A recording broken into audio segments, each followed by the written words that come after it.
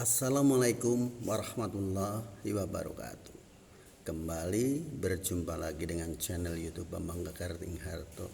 Kali ini akan saya buat sebuah video sebagai kelanjutan dari survei kecil-kecilan yang sudah saya lakukan 1 tahun yang lalu, dan sudah saya bikinkan sebuah video dengan judul tentang karakter dan etos kerja generasi milenial. Kali ini saya akan menambah lagi hasil survei dengan hasil yang sangat mengejutkan dan terbukti bahwa semua yang saya ulas di video tersebut yang saya sebut tadi ternyata hasilnya 100% mendekati kebenaran. Dan kali ini survei ini saya lanjutkan dengan menyisir satu persatu kinerja atau katakanlah anak-anak yang sudah saya survei di 1 tahun yang lalu untuk terjun ke bursa kerja atau ke lapangan kerja. Di lapangan ternyata mereka mengalami hambatan.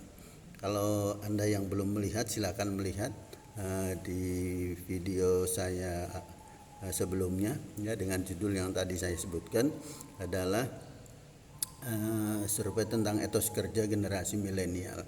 Di sana sudah saya kupas satu persatu dari berbagai golongan strata kehidupan mereka, dari status orang tuanya. Kali ini terbukti bahwa saya langsung survei ke lapangan, di mana di bursa-bursa kerja ternyata mereka tidak bisa bersaing.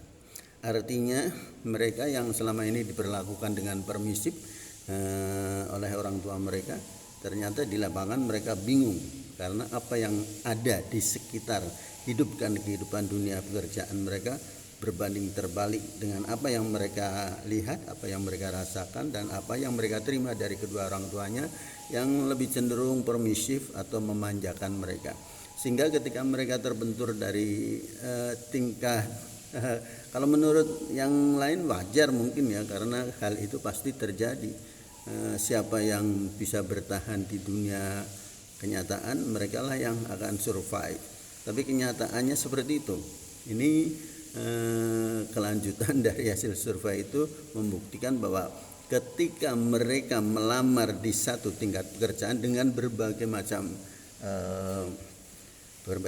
keahlian, mereka itu gugur atau katakanlah menggugurkan diri karena tidak tahan dengan benturan-benturan yang terjadi dalam kehidupan nyata sesuai dengan peraturan yang dikeluarkan oleh perusahaannya masing-masing yang mereka lamar.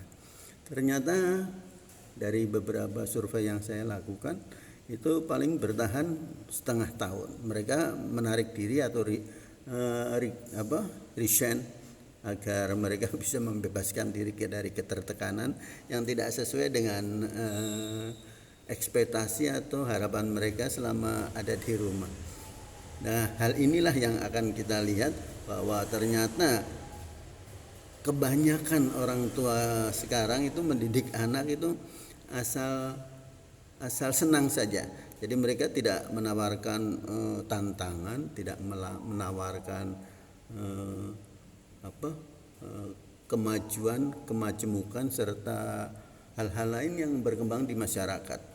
Mereka itu cenderung terus memanjakan, meninabokukan dan memberi impian-impian yang indah, sehingga dia tidak pernah membayangkan bahwa kehidupan yang nyata itu tidak seperti itu.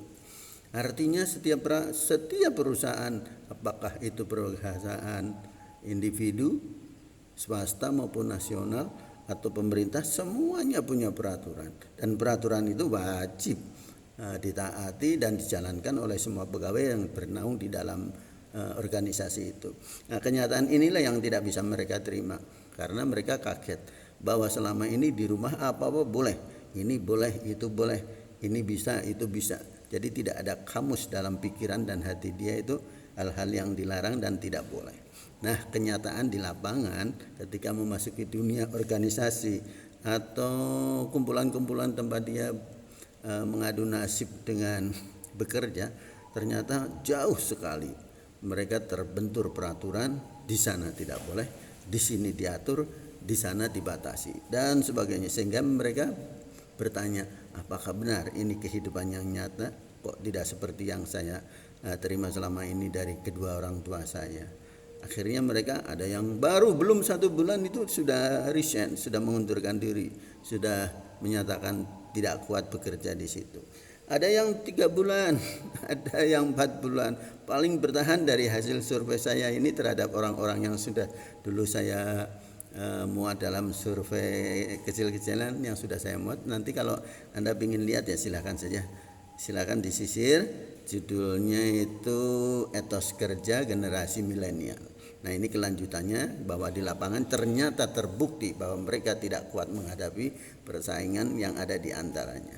Dan sekarang masalahnya adalah ketika mereka terus berusaha ya tersiksa karena memang tidak kuat menahan apa-apa yang sudah terjadi di lapangan. Dan ternyata kejadian ini tidak terjadi di satu kota, tapi hampir di semua kota kejadiannya sama, sehingga secara keseluruhan bisa digeneralisir bahwa pendidikan yang ditanamkan oleh sebagian besar orang tua muda, artinya muda, biasanya hal ini terjadi kepada orang-orang tua yang anak-anaknya lahir sekitaran tahun 2000-an, 2000, 2001, 2002 dan seterusnya sampai sekarang. Nah, itu yang sering-sering kita tidak masuk akal menerima keadaan ini. Kenapa? Mereka itu sebetulnya tidak mendidik. Mereka sedang menjerumuskan generasi penerus atau anak mereka atau keturunan mereka sendiri. Ya betapa tidak. Mereka ternyata sekarang terbentur sedikit saja sudah hancur. Begitu rapuhnya pendidikan yang ditanamkan oleh orang-orang muda yang penuh semangat dengan anaknya diberi fasilitas seadanya, artinya seadanya apa-apa yang ada dikasihkan, sehingga anak minta itu tidak pernah kamus, ada kamus tidak boleh, ya semuanya boleh. Nah, sekarang terbukti bahwa ketika mereka terjun di dunia kenyataan dalam kehidupan sehari-hari, apakah itu dengan bekerja di perusahaan pribadi, perusahaan swasta, perusahaan pemerintah, semuanya dia terbentur dengan masalah dan mengalami goncangan kejiwaan. Artinya tidak ada perbekalan untuk menahan semua gempuran yang ada dalam kehidupan nyata. Nah, ini bisa memberi pelajaran kepada kita untuk ibu-ibu, untuk orang tua muda, ibu-ibu dan bapak-bapak orang tua muda untuk berhati-hati dan sering-sering menimba pengalaman dari berbagai macam. Karena para pakar sudah sering memuat di media sosial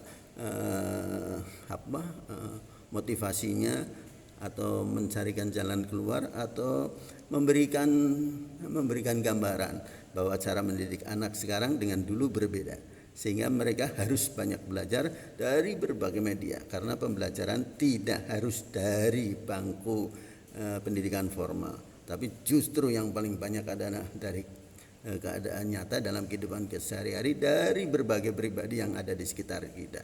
Nah, inilah gambaran yang ada. Anda bisa melihat dari video-video saya sebelumnya.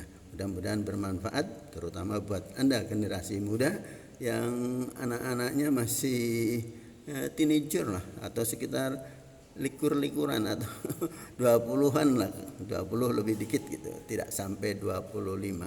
Mudah-mudahan aja ini memberi manfaat, dan apabila ada sesuatu hal yang kurang di sana sini, silahkan Anda komen di bawah video ini. Hasilnya akan saya olah kemudian. Terima kasih atas perhatiannya, dan jangan lupa ya, tolong di like sama subscribe ya, agar video-video berikutnya muncul dengan lebih bersemangat.